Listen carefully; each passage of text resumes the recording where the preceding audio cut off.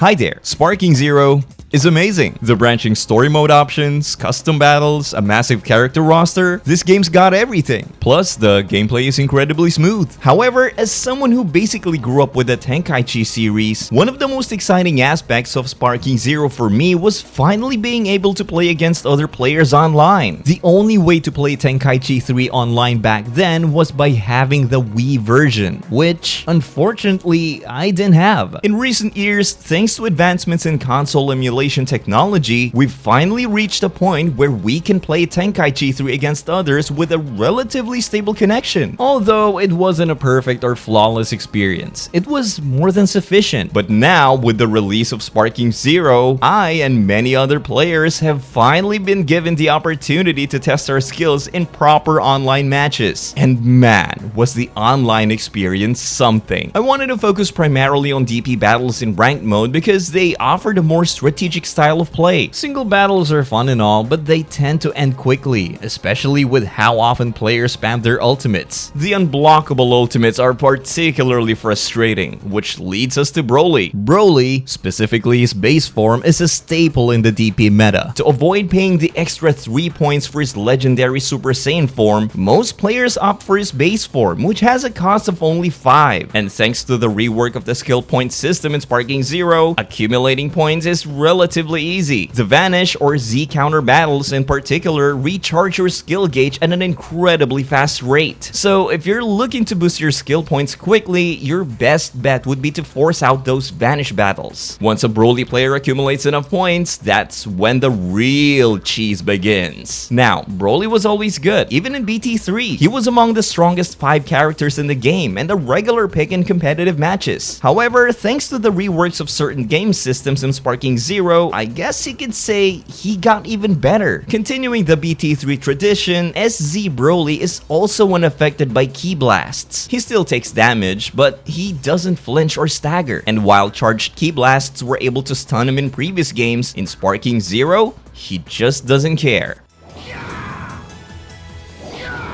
But the buffs don't stop there, oh no. His Kakarot skill is nearly impossible to punish. The skill functions identically to how it did in BT3, in the sense that it fully charges Broly to the max. However, there's a small catch. Unlike in Tenkaichi 3, the SZ version of the Kakarot skill includes a bonus effect, an explosive wave-like burst of energy that grants Broly invincibility for a few frames. We already couldn't interrupt his skill with a Ki Blast barrage since he's unaffected by Ki Blasts, but now we also can counter him with a quick Z burst dash like we normally would, because as soon as we dash towards him, the energy burst would knock you back. To be fair, you are able to dash towards him before the explosive burst triggers. However, a Broly player can simply repeat the move over and over until it eventually succeeds. And it will succeed. He just has too much going for him to fail. Once Broly enters Sparking mode, he becomes virtually invincible. A Broly player will often spam Ki Blasts to pin you down, aiming to maneuver behind you to deliver what the community refers to as the back shots. After a certain number of successful hits, the combo will break, and the game will automatically knock you away from Broly, but you won't get the chance to recover, oh no. As soon as the combo breaks, Broly will launch his unblockable ultimate and delete 2 whole bars of your health, and that's essentially the ranked Broly experience. Now, everyone tends to spam Ki Blasts while in Sparking mode to keep you pinned down. The problem with Broly, however, is that his Ki Blasts are some of the strongest in the game, and they straight up devour your health bar. So, is there any counterplay? Of course, everything has a counterplay. The best move would likely be to activate Sparking mode yourself, which completely nullifies his Ki Blast spam. In Sparking mode, you automatically deflect any incoming Ki Blasts, sending them right back at the attacker.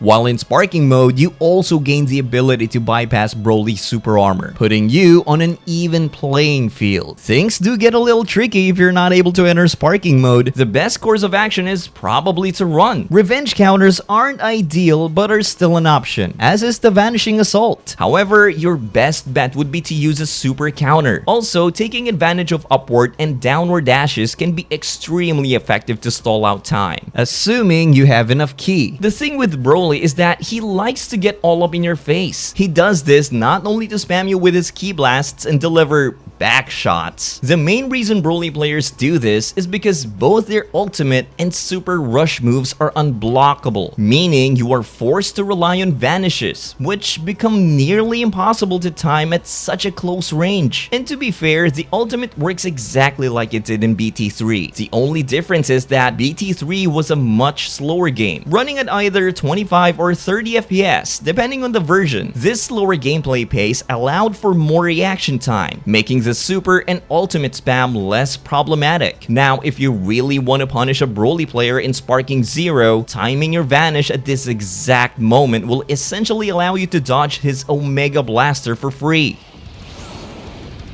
I believe a good way to balance the issue of instant sparking skill spam would be to reintroduce the suppressed ki charge state, commonly referred to by the community as ki sickness. For all the newcomers to the Tenkaichi series, this was a state you would enter after successfully using an instant sparking skill, such as Kakarot for example. Your ki charge speed would decrease by about 50% until you recharge your first 5 ki bars. This was essentially their way of minimizing sparking mode spam in Tenkaichi 3. And I believe this would be an effective way to balance the same issue in Sparking Zero. This is the end!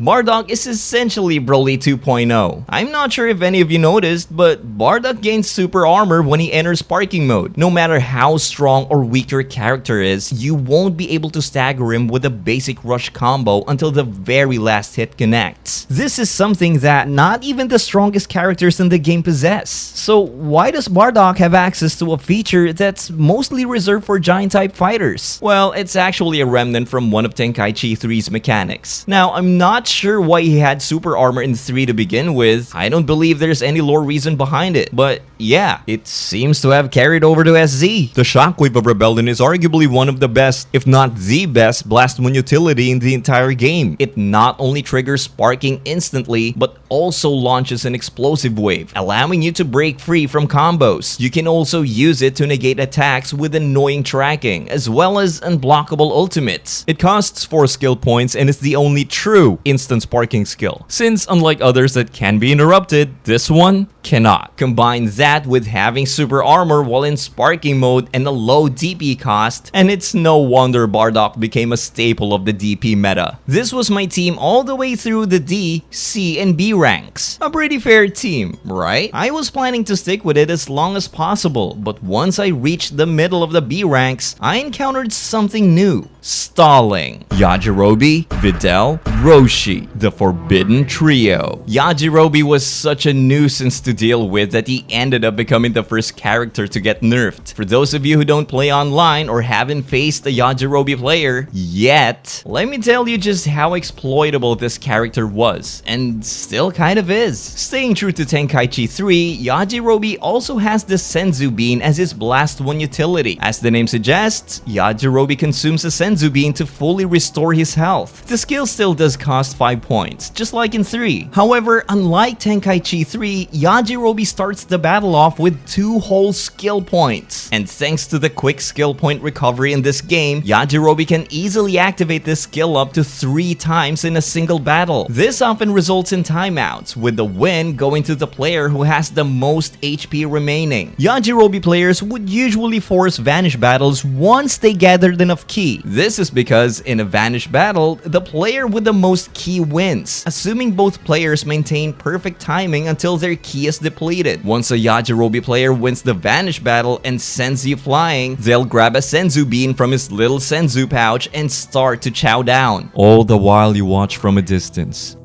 unable to do anything about it. Time for a little snack. Now, Yajirobe has been patched. He now has 3.5 health bars instead of the 4 he had prior to the nerf. Furthermore, his starting skill points have been reduced from 2 to 0, and his Senzu Bean skill costs 6 points instead of 5. A reasonable nerf that reduces the cheese factor while still keeping him viable. Even after the patch, Yajirobe is still being used, even in S ranks. It appears that a full HP recovery skill is just just too strong, no matter the cost, especially on a character with a cost of 2 DP points. Oh, and he also has super armor while in sparking mode. Don't ask why, it's another one of those BT3 remnants, just like with Bardock. Often paired with Yajirobe are Roshi and Videl. Roshi was definitely a character I wasn't expecting to be one of the top picks in the game, but here we are. Unlike in previous games, Roshi starts the battle with 2 skill points and has 2 unblockable super attacks. Having 2 unblockable super attacks in a game like this is already insane. But Roshi takes it a step further with the Afterimage Strike, arguably the best utility move in the game. Afterimage Strike enables you to dodge basically any melee attack in the game for 15 whole seconds. I don't really think I need to explain why this move is so good. The move costs 3 skill points, but with Roshi starting the battle with 2, he can reach it in no time, especially if the player chooses to initiate vanish battles. If a Roshi player is feeling extra spicy, they might choose his bulky form, which has 4 health bars instead of the usual 3. They would try to deal some damage, and if the battle starts to go south, a Roshi player would quickly power down to his base form and activate Afterimage Strike. There's really no reason not to pick his bulky form. It has the same DP cost as base Roshi but comes with an extra health bar. Even if you don't want to play as bulky Roshi, you can simply power down and still benefit from the extra health bar. But don't power down to base immediately, or else you'll lose an entire health bar. Only do it once your first health bar has been depleted. And yeah, Roshi's just way too good for a 2 DP cost character. The Afterimage Strike is especially troublesome because it disrupts the flow of the game for 15 seconds. Your best strategy is to keep your distance and stall. Engaging him directly isn't effective as he'll just teleport behind you with each successful hit. Firing key blasts and making good use of the ascend and descend dash mechanics are your best options. And if a Roshi player isn't giving you any space, just press the vanish button each time they vanish with Afterimage. This way, you'll teleport behind them. It's definitely one of the more annoying playstyles to face, and unfortunately, many players choose 2 DP Afterimage Strike characters because they're ideal for the stall meta. Videl is especially frustrating due to her low-cost rush supers, which can be spammed endlessly. Yajirobe, Videl, and Roshi form the backbone of the stall meta, and their DP costs are extremely low. You can get 3 characters for just 6 DP points, leaving you with 9 points to pick 2 really strong characters. Those last 2 spots are quite interchangeable, but people most often choose Broly and Bardock to fill the remaining 9 DP points. However, Yajirobe's squad isn't the only stall team around. Depending on who you ask, the androids might be an even cheesier team to deal with. Personally, I'm not sure which of the 2 is cheesier, but I can say that nothing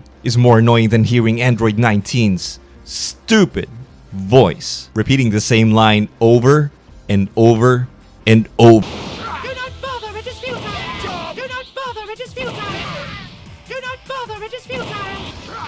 Do not bother, it is futile! You see, androids 19 and 20 like to spam their false courage skill, which grants them super armor for 10 seconds. Thanks to that super armor, the androids are free to do their combos without getting staggered. But the thing is, they don't really do combos. Their only goal is to suck the living force out of you. You see, you'll be doing your best to throw punches quickly to break their super armor, and while you're doing that, an android player will go for a grab, and they'll succeed unless you manage to press the counter in time. The grab will overpower your combo thanks to false courage. Once they grab you, they'll take more than a third of a single health bar and add it to their own. They'll also drain a few key bars and add them to theirs as well. The thing about androids 19 and 20 in particular is that they start the battle with 2 skill points, and false courage only costs 1 point. Yeah, it's way too spammable. They recover their first 2 key bars very quickly, which means you'll rarely run out of key. The combination of false courage spam and grabbing is essentially their bread and butter. If you learn to adapt to countering grabs, they shouldn't pose as much of a problem for you. They only become problematic if you encounter a skilled player player who understands the game's mechanics and doesn't just rely on skill and grab spam. Cell is also a key player in the stall meta, and just like 19 and 20, he also likes to suck you dry.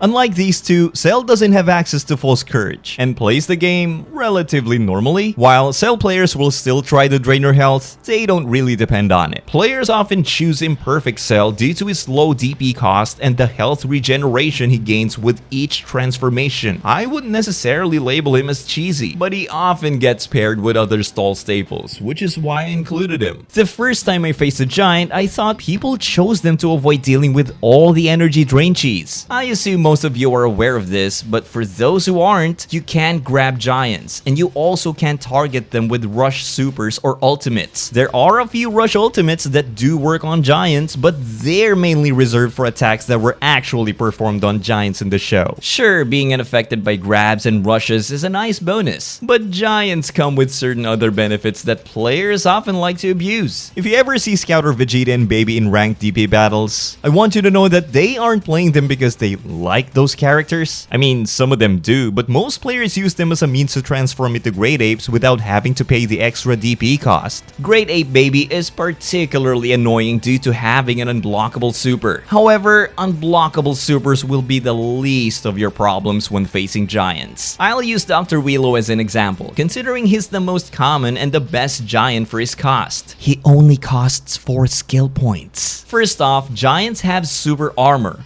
All of them. This immediately puts 70% of characters at a disadvantage, as they can't break his super armor with a single hit. I know, it feels like I'm repeating myself, but I gotta say this for all the newcomers to the Tenkaichi series. Only characters that are Super Saiyan 3 and above in terms of power level are able to break super armor with a single hit. There are some exceptions like Super Saiyan 2 Gohan, but for the most part, it's SSJ 3 and above. Super armor is incredibly useful on its own, but combine it with 5k plus damage per heavy smash and you've got a recipe for disaster. Now get this, once they go into sparking mode, that 5k becomes 10. Yeah, an entire health bar gone, just like that. Now, I'm not saying 10k damage for a single smash is fair, but they are actually fairly easy to block. Giants typically go for a down smash, allowing you to block it with an upward guard and set them up for a counterattack. Alternatively, you can go for a vanish, but that may be a bit riskier and more skill intensive. Now, here comes the most mind-numbing part of the giant playstyle, the Z-Burst Dash. Unlike regular fighters who use Z-Burst to get behind the opponent, giants have an unblockable variant that lets them dash forward and inflict damage in an instant. I'll never forget my first time fighting a Dr. Willow player. He kept spamming the dash over and I just couldn't figure out how to counter it. I'm ashamed to admit it, but yeah. That was my very first rage quit on this game. While the dash spam is annoying as hell, it's not unbeatable. A simple super perception will stop them in their tracks. The only drawback of super perception is that it consumes one of your blast stocks, meaning you won't be able to counter them with perception indefinitely, as you'll run out of blast stocks faster than a giant player will run out of ki. As with Broly, your best option is to activate sparking if possible, or simply run away by using the ascend and descend dash until they run out of ki. Now, Trunks. Trunks is a fairly balanced character, except for one tiny thing. By this point, I think everyone is annoyed by those 20-second long vanish battles. If only there was a way to avoid them.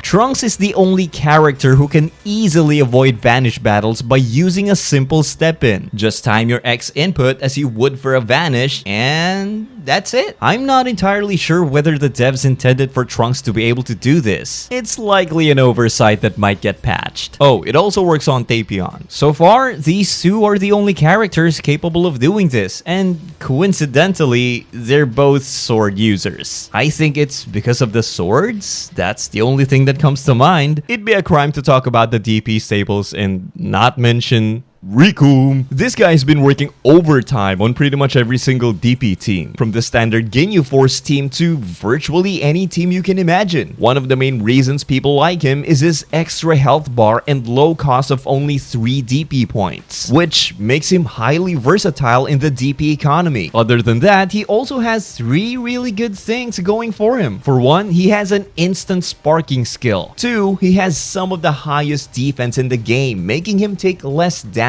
from attacks. And 3rd, just like Bardock and Yajirobe, he also gains super armor while in sparking. However, unlike those 2, it makes much more sense for him to have super armor. After all, he is a true tank character, and while it may seem unfair for a 3 DP character to have access to this ability, it does make sense in a way, at least from an accuracy to lore point of view.